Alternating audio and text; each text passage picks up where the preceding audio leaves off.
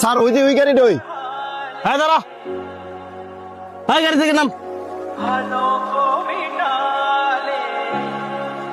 কি ব্যাপার স্যার, হঠাৎ করে রাস্তা আটকেলেন, আবার আমার গাড়ি চাবি নিলেন গা? এত কথা শুনতাম চাইছি, তোর কাছে গাড়িতে নামতি। তুই বাচ্চার রূপে বাইক উড়াস আর না উড়াস, বাইকটা তো তোর।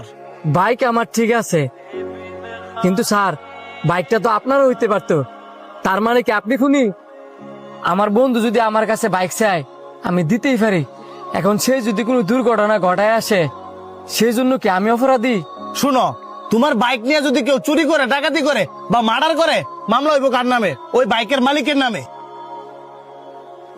ঠিক আছে, তুমি তোমার বন্ধুরা বাইকটা দিছো, এখন সে একটা অঘটন ঘটাইছে, তুমি যদি বাইকটা না দিতা তাহলে তো এই ঘটনাটা ঘটতো না।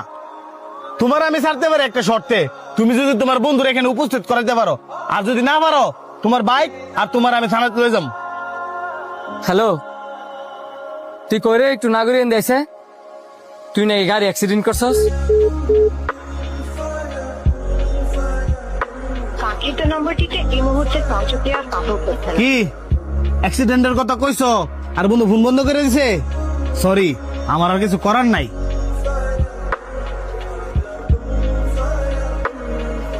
স্যার দেখেন আপনারা কি অর্ডার করবেন।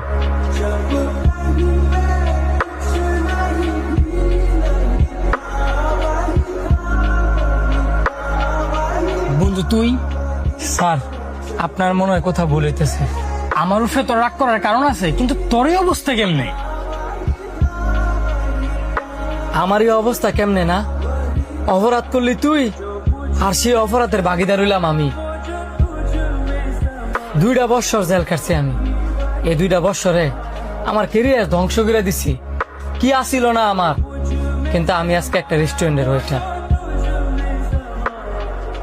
আর তুই আমার জিজ্ঞাস আমার এই অবস্থা কেমনে না?